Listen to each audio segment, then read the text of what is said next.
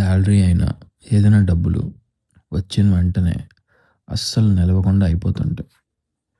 అంటే ఈరోజు ఏ మనీ వచ్చినా సరే 4 రోజుల్లో తెలియకుండా చిల్లర చిల్లరగా ఖర్చయిపోతూ ఉంటాయి. అలాగే అప్పులు అస్సలు తగ్గవు. మీరెంత రోజు లక్ష్మీ పూజ చేసినా గూడా అప్పులు మాత్రం తగ్గకుండా ఉంటాయి. ఇది ఒక రూల్ బ్రేక్ అయినప్పుడు యూజువల్‌గా జరిగే సమస్య. ఈ రూల్‌ని ఫాలో అయిన ఒక దేవుడున్నాడు. మనందరికీ తెలిసినాయన కుబేరుడు. అందుకే ఆయనెప్పుడూ ధనవంతుడే. ఈ వీడియోలో ఈ కుబేరుని స్టోరీ చెప్తాను. ఆయన ఫాలో అయిన ఆ ఒక్క నియమం ఏంటి మీకు అర్థమయ్యేలా చెప్తాను.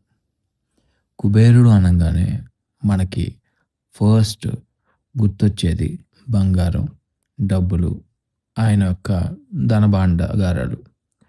సో, ఈ కుబేరుడు నిజానికి పుట్టుకతో ధనవంతుడు కాదు. ఈయనొక యక్షుడు. అంటే భూమి అండర్‌గ్రౌండ్‌లో ఉన్నటువంటి ధనం, వెల్త్, మినరల్స్‌తో కనెక్షన్ ఉన్న జీవి. సో, ఈయనకున్న స్పెషల్ గిఫ్ట్ ఏంటంటే, ఈ ధనం ఎక్కడ దాగుంది? ఈ మినరల్స్, మెటల్స్, గోల్డ్ ఇవన్నీ సర్ఫేస్ మీద ఉండవు గదా! భూమి పైన ఉండవు. భూమి లోపల ఉంటాయి. ఇవన్నీ ఎక్కడ దాగున్నాయి అని చెప్పేసి ఈయనకు బాగా తెలుసు. అందుకే ఆయన డైరెక్షన్ నార్త్ అని చెప్పేసి చెప్తాం. స్టెబిలిటీ, మ్యాగ్నెటిక్ బ్యాలెన్స్ అనమాట. మనీ ఫస్ట్ ఎప్పుడు కిందకి వెళ్తుంది. తర్వాత పైకెళ్తుంది. ఈ న్యాచురల్ లాని కుబేరుడు చాలా బాగా అర్థం చేసుకున్నాడు. సో, ఆయన దగ్గర ఎక్కడెక్కడ ఉన్న వెల్త్ అంతా ఎక్కడున్నాయో ఆయనకు తెలుసు. ఆయనకు వెల్త్ అలా వచ్చింది. సో, టైం గడిసింది. ఆయనకి ఎక్కడెక్కడ ఇవన్నీ ఉన్నాయో అన్నీ బాగా తెలుసు. ట్రెజరీస్ అన్నీ ఆయన భాండాగారాలన్నీ ఫుల్ అయ్యాయి.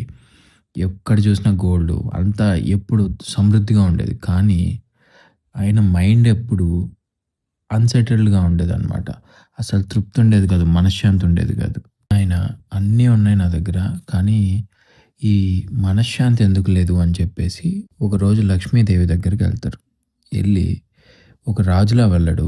ఏదో పెద్ద ధనవంతుడిలా వెళ్ళడు. ఒక సాధారణ జీవిలా వెళ్తాడు. ఎళ్లి అమ్మ నేను నా దగ్గర ఇంత ధనం ఉంది. ఇంత ఇదుంది. కానీ నాకు మనశ్శాంతి ఎందుకు లేదు? నా నా దగ్గర నిలవట్లేదు. ఏమవుతుంది? అని చెప్పేసి అడుగుతాడనమాట. అప్పుడు ఆ అమ్మ చెప్పే మాట ఏంటంటే, కుబేరా నీ దగ్గర డబ్బులైతే ఉన్నాయి. కానీ నీ దగ్గర శ్రీం లేదు అని చెప్పేసి చెప్తుంది. బీజాక్షరం శ్రీం. ఆ వైబ్రేషన్ అనమాట. సో, ఆయన షాక్ అవుతాడు. మనీయే ఉన్నాయి గదా! అదే గదా శ్రీం అంటే అని చెప్పేసి. సో, లక్ష్మీదేవి ఏం చెప్తారంటే, కాదు శ్రీం లేకపోతే డబ్బులు నీకు భారం అయిపోతాయి. శ్రీం డిసైడ్ చేస్తుంది నీకు.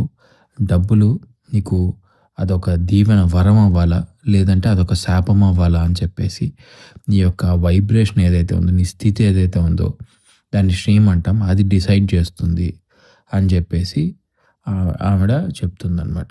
సో, ఈ స్టేజ్‌లో కుబేరుడు ఒక మిస్టేక్ చేస్తాడు. ఏంటి? ఈ సంపదంతా నాదే అని ఫీల్ అవుతాడనమాట. ఓనర్‌షిప్ ఫీలింగ్ వచ్చేసిద్ది ఆయనకి. అంటే డబ్బుల మీద ఆశ, అటాచ్‌మెంట్ వచ్చేసిద్ది. ఆ క్షణంలోనే మనకి రావణుడి స్టోరీ ఉంది గదా! రావణుడు అటాక్ చేస్తాడు. అటాక్ చేసి కుబేరా అన్నీ లూజ్ అయిపోతాడు. ఆయన రాజ్యం పోతుంది. ఆయన ప్యాలెస్ పోతుంది. ఆయన పవర్ పోతుంది. లంక నుండి తరిమేస్తారు. ఆ రోజు ఇంకా కుబేరుడికి అర్థమవుతుంది. నేను ఓనర్‌ని గాదు. నేను జస్ట్ ఆ ధనం మొత్తానికి కేర్ టేకర్‌ని మాత్రమే అని చెప్పేసి. అన్నీ పోయిన తర్వాత ఈసారి కుబేరుడు లక్ష్మీదేవి దగ్గరికి మళ్ళీ వెళ్ళడు. ఈసారి శివుడి దగ్గరికెళ్తారనమాట. శివుడు అంటే ఏంటి? డిటాచ్‌మెంట్. ఆ స్టెబిలిటీ, ఆ కంట్రోల్ కావాలి ఆయనకిప్పుడు. ఎందుకు? మనీ కోసం కాదు. ఒక్క ప్రేయర్ మాత్రమే చేశాడు. డబ్బులు మళ్ళీ వస్తే నేను వాటికంటే ఎక్కువైపోకూడదు. అంటే నాకు ఆ ఆశ ఉండకూడదు అని చెప్పేసి ఆ ఒక్క దానికోసం శివుడి తపస్సు చేసి శివుని దగ్గరికెళ్తాడనమాట.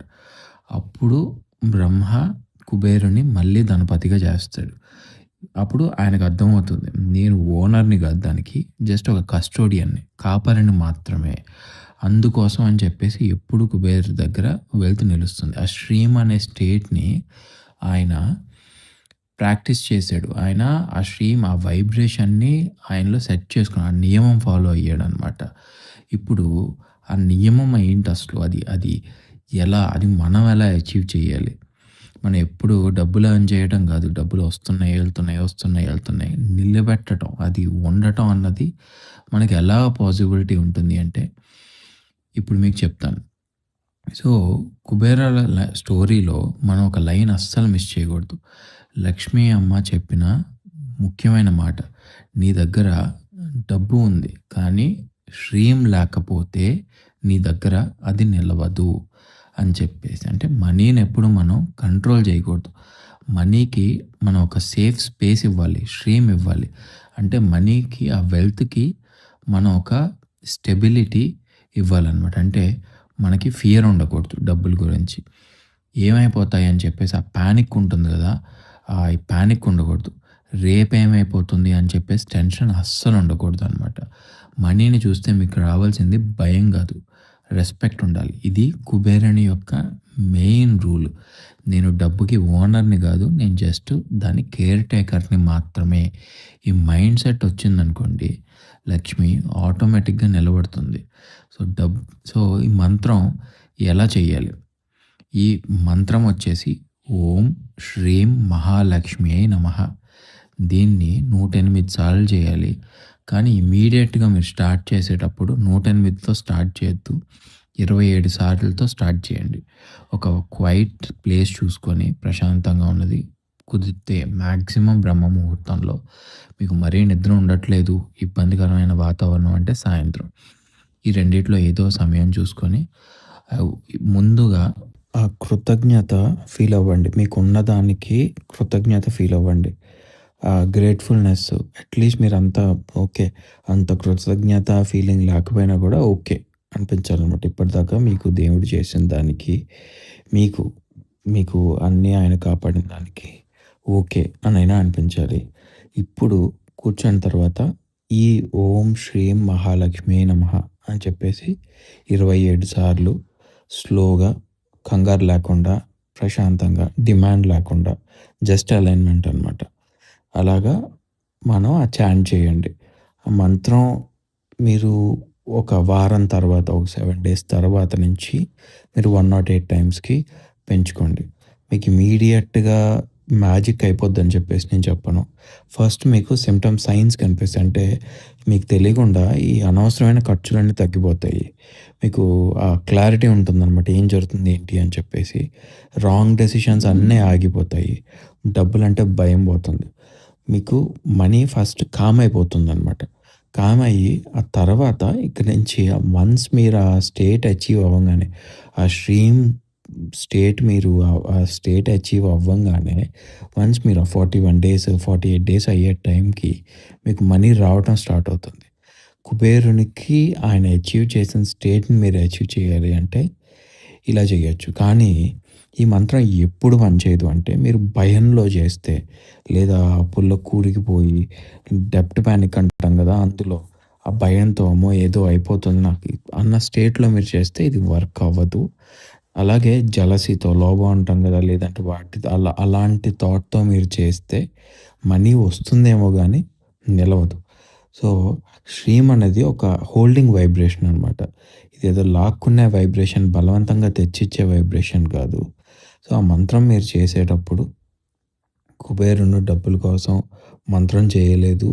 ఆయన రిలేషన్‌షిప్‌ని, మనీతో ఉన్న రిలేషన్‌షిప్‌ని చేంజ్ చేయటం కోసం ఆయన ఇది చేశారు అన్నది గుర్తుపెట్టుకొని, అందుకే ఆయన దగ్గర డబ్బు నిలిచింది అన్న విషయాన్ని మీరు గుర్తించి, తెలుసుకొని, మీరు దీన్ని ప్రాపర్‌గా చేస్తే మీకెప్పుడు లోటులు లేకుండా ఉంటుందనమాట. డబ్బు రావడం అనేది కష్టం కాదు. డబ్బులు నిలబెట్టడం అనేది చాలా పెద్ద ఆర్ట్.